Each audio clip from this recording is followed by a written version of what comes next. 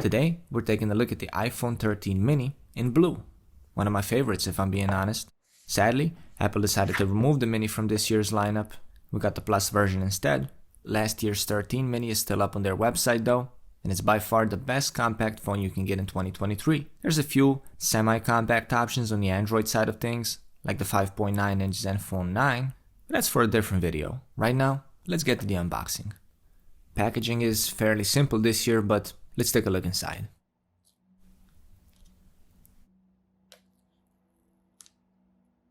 Opening the box, you're greeted with the phone itself.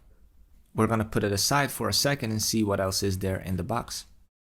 This year, as Apple decided to remove chargers from their packaging, all we have inside, aside from the phone itself of course, is a Lightning to USB-C cable, some instructions, and this one lonely sticker. You can always gift this to your teacher, an apple a day. Now, like I said, with this one, you have to pick up your charger separately, which I guess it's fine, everybody's used to it by now. I don't really agree with it, but hey, at least you get a nice vitamin boost with that sticker instead. I'll link a few chargers in the description of this video. Now with that out of the way, let's remove the protective cover from the screen and take a look at the phone itself.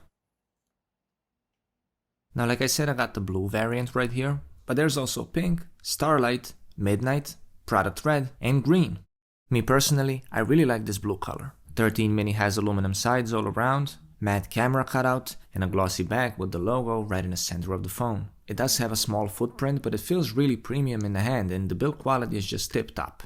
It really is a shame Apple decided to discontinue the mini. Apparently it wasn't selling that well, but it's still one of my favorite compact phones out there. Well, actually, it's one of my favorite phones out there in general. Hopefully it will be back at some point, possibly even next year, since the 14 and 14 Plus are also not selling that well. Maybe they decide to come back to the smaller form factor, but we'll just have to wait and see.